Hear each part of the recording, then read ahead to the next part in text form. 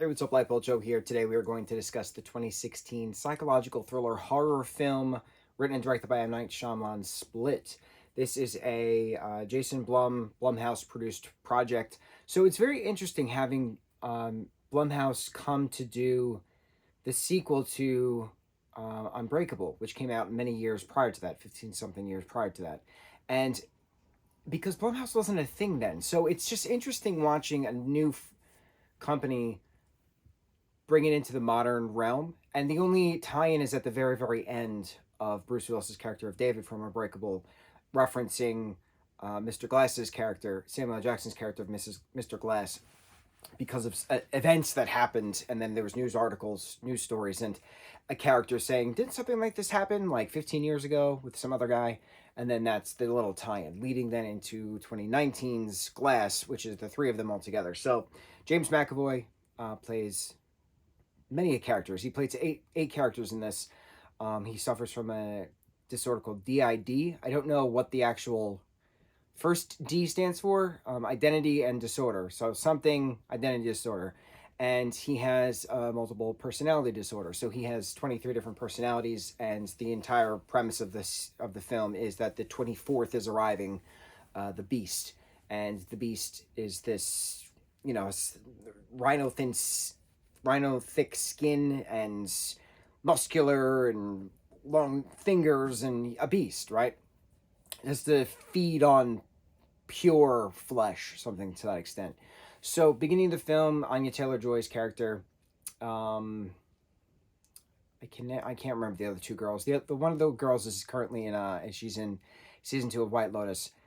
She plays Portia, and the other girl I can't remember where I've seen her from. But there's 3 high school girls that get kidnapped and put in some kind of basement. And James McAvoy's character keeps coming in to the picture as different people, as different entities. And one of the characters, Hedwig, is this 9-year-old that James McAvoy is playing, who Anya is trying to befriend to get them to escape.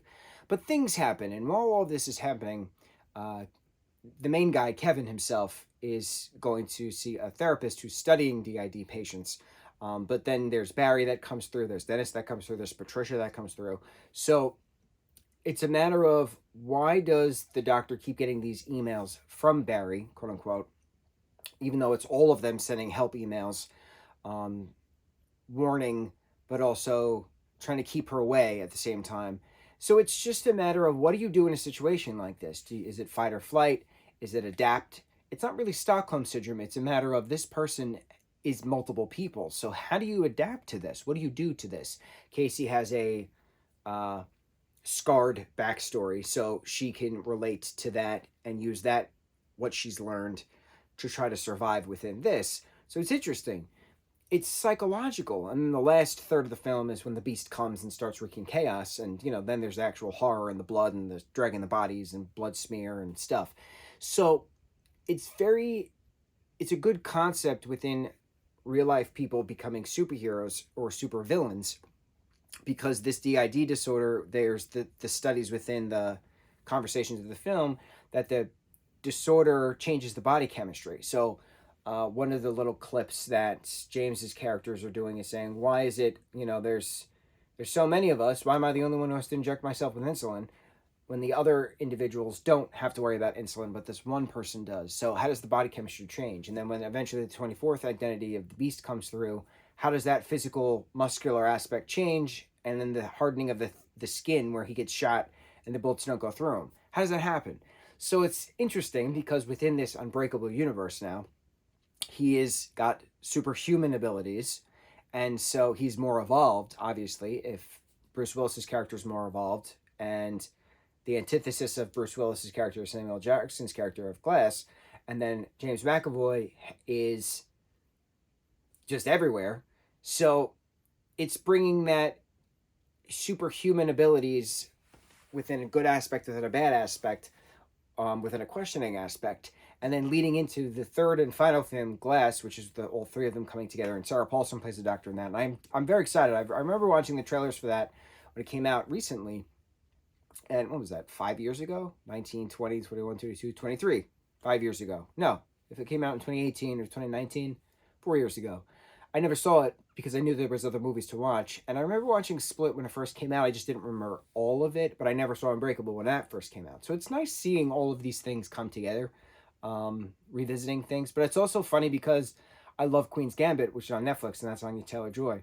And watching season 2 of White Lotus with that character, the actress who plays Portia, seeing them, two of them play these, victims slash survivors trying to escape. It's interesting because it's different, and they're much younger in this. So it's neat watching people that you're fans of in different projects that you don't remember. I think that's the point I was trying to make. So on a whole, the movie was good. The story's great. It's a nice tie-in at the end to the third and final film. Uh, and James, man, he's just so talented. He's just so ridiculously talented. The facial changes, and he does it. It's when Oscar Isaac's character within Moon Knight came on Disney Plus, what, last year in 22. I remember his portrayal was compared a lot to James McAvoy in Split because he can change something and become a completely different character right in front of you with the personality disorder coming through. Very cool. Very, very cool. Very hard to do, very talented individuals, and they deserve all the awards. On to the next review. Mucho mahalo.